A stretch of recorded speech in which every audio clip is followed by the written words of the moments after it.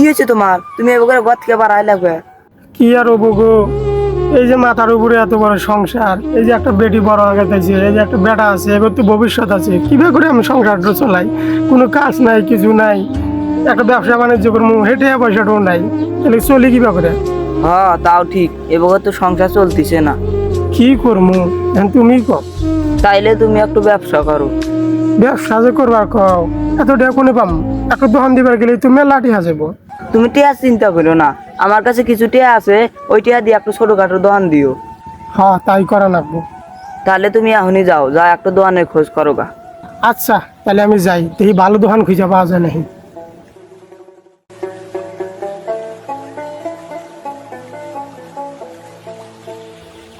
কে গো কোনে? কি কও? দোকান একটা না পাইছি, খুব ভালোই আছে দোকানটা। তাহলে টিয়া নিয়ে যায় মাল করে এনে দোকানটা শুরু করো গা। আব্বা দোকান দিতেছ তাহলে? আব্বা আমি কিন্তু দোকানে যাবো। হ্যাঁ গাদা হ্যাঁ, তুমি যাও, যা দোকানে যা বসে থাকো। আর গে দি হ্যাঁ দোকান দিতেছি, আমি অভাব সংসার বুঝো না। আচ্ছা আমি তাহলে তোমাকে টিয়া এনে দেই, তুমি মাল করে আনো গা।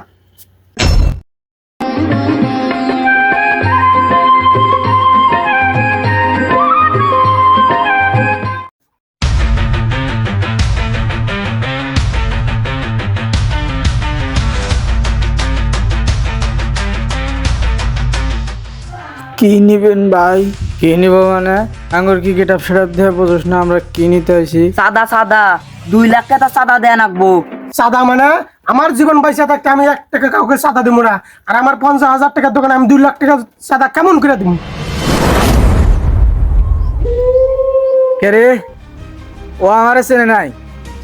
আমি হইলাম কাকড়া সাদাবাজ। আমার হাতে যে পড়ছে ও জীবন দিছে, নয়তো সাদা দিছে। এখন তুই ক, তুই কি দিবি? বুঝিস? এ কাকড়া চাঁদা বাজাইছে, আমার জীবন পয়সা থাকতে আমি 1 টাকা চাঁদা দিব না। কি করলি তুই? তুই আমারে সাদা দিবি না? তোর নামা দোকান থেকে।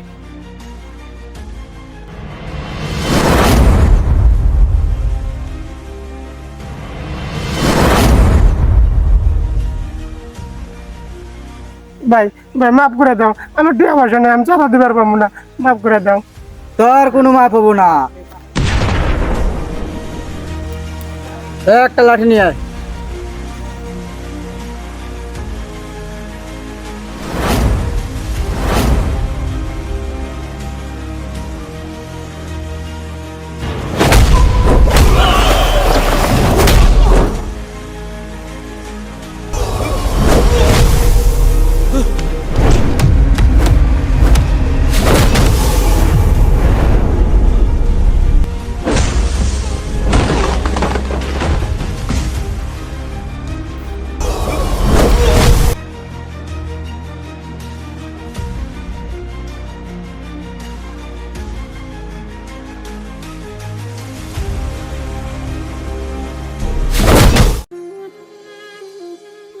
ও আল্লাহ গো, আমার কি সর্বনাশ হইল গো।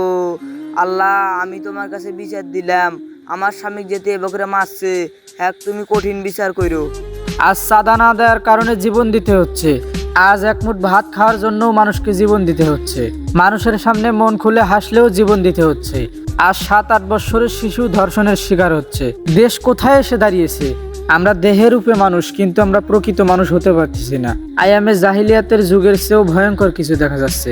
আমরা মানুষরা পশুর চেয়েও নিকৃষ্ট হয়ে দাঁড়িয়েছি। আমাদের দেশে এখন ভাইয়ের কাছে বোনও নিরাপদ নয়, বাপের কাছে মেয়েও নিরাপদ নয়।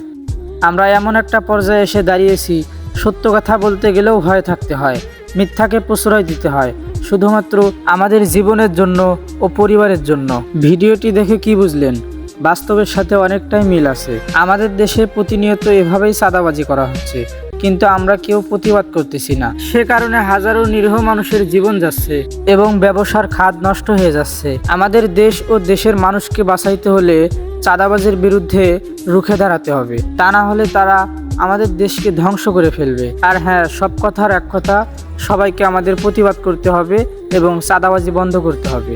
আর আমাদের ভিডিওটি যদি একটুও ভালো লেগে থাকে তাহলে লাইক কমেন্ট শেয়ার করবেন এবং আমাদের পাশেই থাকবেন। ভিডিওটি শুধুমাত্র বিনোদনের জন্য বানানো হয়েছে, কেউ সিরিয়াসভাবে নেবেন না। সম্পূর্ণ ভিডিওটি দেখার জন্য আপনাকে ধন্যবাদ।